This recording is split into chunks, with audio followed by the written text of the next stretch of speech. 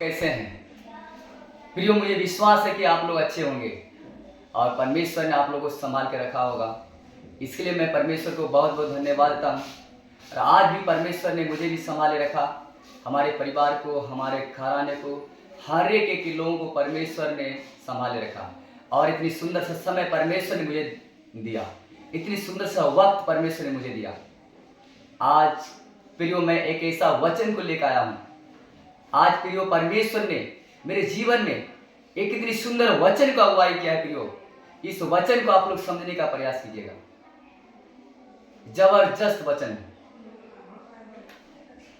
ये वचन है प्रियो प्रकाशित वाक्य। प्रकाशित वाक्य का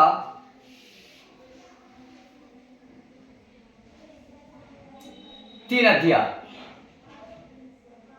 का 19, 20, 21, 22 ये चारों पद हम लोग पढ़ेंगे। इसलिए प्रियो इस वचन को आप लोग समझने का प्रयास करेंगे। पहला प्रकाशित वाक्य का 3 अध्याय का 19 पद पढ़ते हैं। 19 पद में है प्रियो,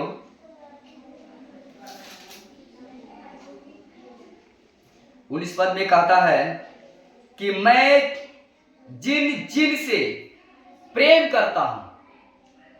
सुनिए प्रियो परमेश्वर क्या कह रहा है, मैं जिन जिन से प्रेम करता हूं उन सब को उल्हाना और ताड़ना देता हूं। प्रियो परमेश्वर ने कहता है मैं जिन जिन से प्रेम करता हूं उनको उल्हाना और ताड़ना भी देता हूं। ये परमेश्वर ने कहा है। प्रियो आज बहुत सारे विश्वासियों के जीवन में थोड़ा सा दिक्कत हो जाती है तो निराश में आ जाते हैं। एक दिन के लिए कुछ घट जाता है उनके जीवन में तो निराश में आ जाते हैं। एक किसी दिन छोटा सा विपत्ति भी आ जाती है तो निराश में आ जाते हैं। प्रियो आप लोग जानते हैं, एक उदाहरण हम लोग बात करते हैं। हम लोग के शारीरिक माता पिता जो लोग हैं, जब हम लोग बच्चे थे हम लोग बचपन में हम लोगों को क्या करते थे, मारते थे, पीटते थे पढ़ाने के लिए। पढ़ने के कारण से हम लोग जब स्कूल नहीं जाते थे, पढ़ाई नहीं करते थे तो हम लोग के मम्मी और पापा मारते थे, पीटते थे। क्यों?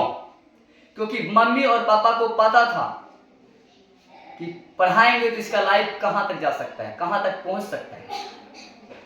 उसी तरह प्रियो बचपन में हम लोग को मालूम नहीं रहता है,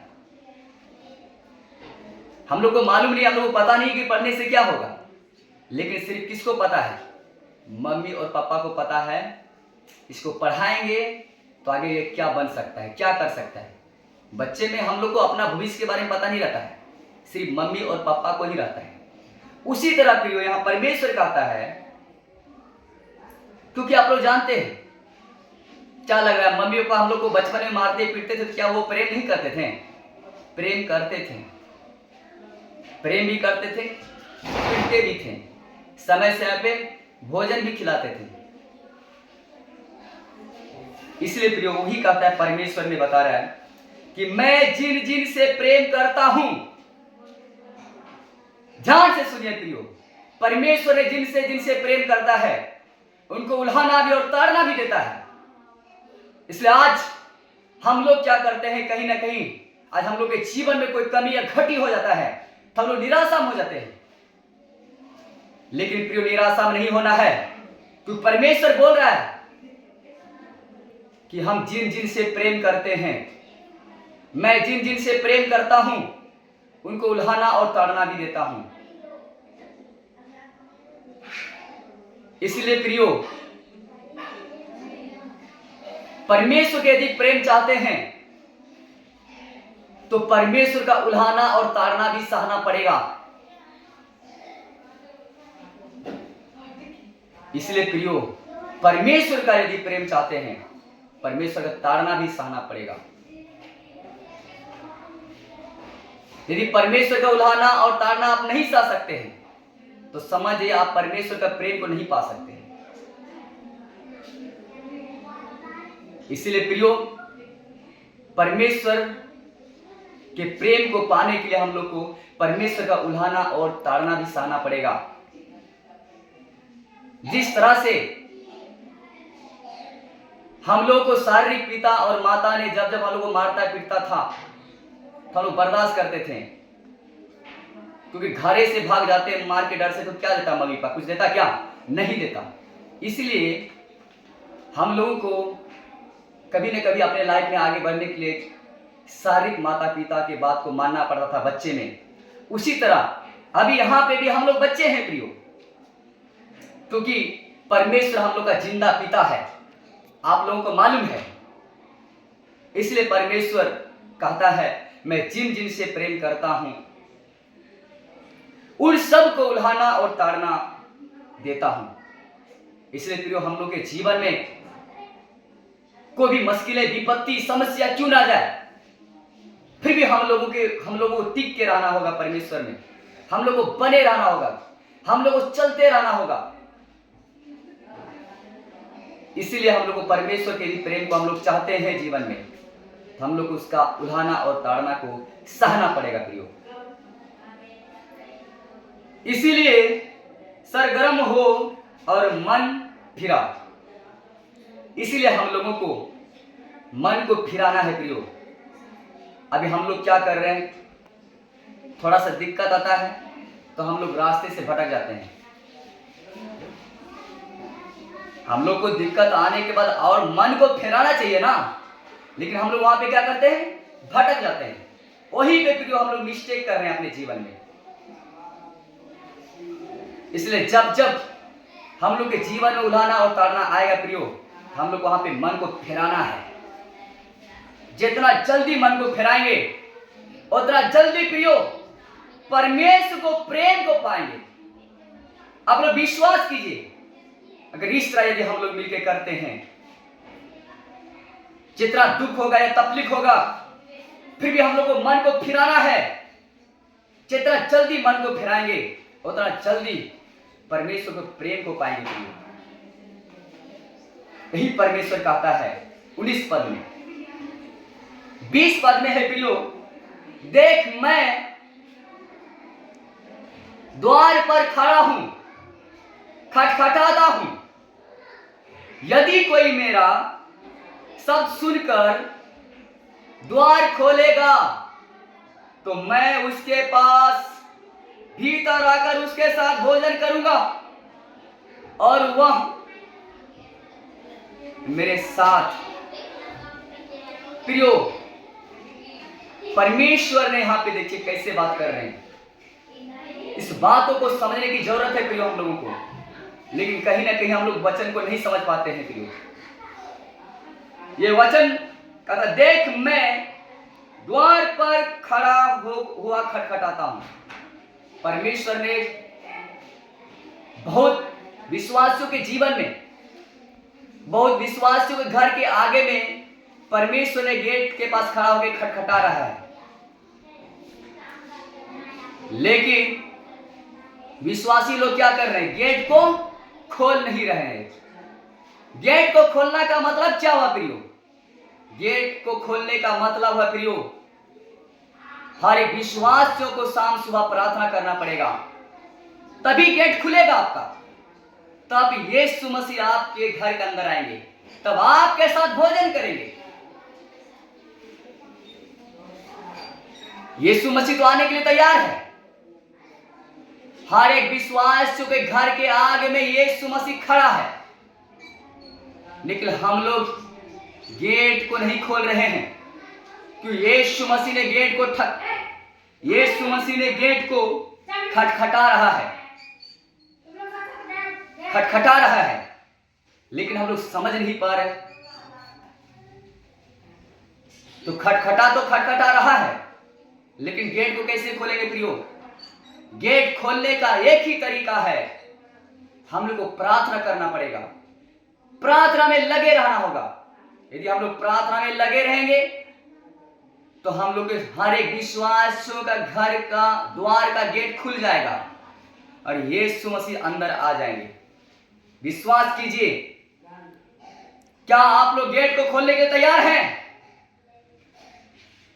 तैयार हैं तो मेरे साथ आप लोग प्रार्थना कीजिए शाम सुबह। मुझे विश्वास है आप लोग का हर एक एक घर का गेट खुल जाएगा और यीशु मसीह अंदर आएगा और हम सारे लोगों के साथ में यीशु मसीह भोजन करेंगे। इसलिए विश्वास कीजिए प्रियो, हम सारे लोगों को मिल करके शाम सुबह प्रार्थना करना है, तभी हम सारे लोगों का गेट खुल पाएगा और यीशु मसीह अंदर आ पाएगा। हम लोग प्रार्थना नहीं करेंगे, हम लोग का द्वार का गेट नहीं खुलेगा और गेट नहीं खुलेगा तो यीशु मसीह अंदर नहीं आएंगे। यीशु मसीह यदि अंदर नहीं आएंगे तो आपको अकेलापन महसूस होगा। आप लोग कभी कभी ऐसा देखे होंगे कि कभी घर में 5 सदस्य है, वो 5 सदस्य में 4 सदस्य कहीं भोज खाने या कहीं शादी घर चल गया तो इकल्लेपन में कैसे लगता है? मन लगता है क्या? नहीं लगता है। लेकिन विश्वास कीजिए प्रियो, जब आप रात दिन प्रार्थना में लगे रहेंगे तो आपका द्वार का गेट खुल जाएगा, यीशु मसीह अंदर आएंगे तो आपको एक अकेलापन महसूस नहीं होगा। आज से आप विश्वास कीजिए, क्योंकि आपके साथ यीशु मसीह रहेगा हर वक्त हर समय। आप सोएंगे भी तो यीशु मसीह रहेगा, खाएंगे भी तो यीशु मसीह रहेगा, घूमेंगे भी तो यीशु मसीह रहेगा, आप पढ़ेंगे लिखेंगे उस टाइम भी यीशु मसीह रहेगा। आप जहां कहीं भी रहेंगे घर के अंदर में, वहां पे यीशु मसीह मौजूद रहेगा प्रियो। लेकिन तब मौजूद रहेगा जब आप शाम सुबह प्रार्थना करेंगे और आपका द्वार का गेट खुल जाएगा, यीशु मसीह अंदर आ जाएगा। अब विश्वास कीजिए, मुझे विश्वास है प्रियो, आज से आप रात में प्रार्थना करेंगे और आपका द्वार का गेट खुल जाएगा और यीशु मसीह निश्चित अंदर आएगा। आप विश्वास कीजिए, मुझे विश्वास है प्रियो आप लोग इस वचन को समझ पा रहे होंगे। अगला वचन है प्रियो 21 पद, जो जय पाए मैं उसे अपने साथ अपने सिंहासन पर बैठाऊंगा। देखिए प्रियो, कितना अच्छा परमेश्वर हम लोग से बात कर रहे हैं।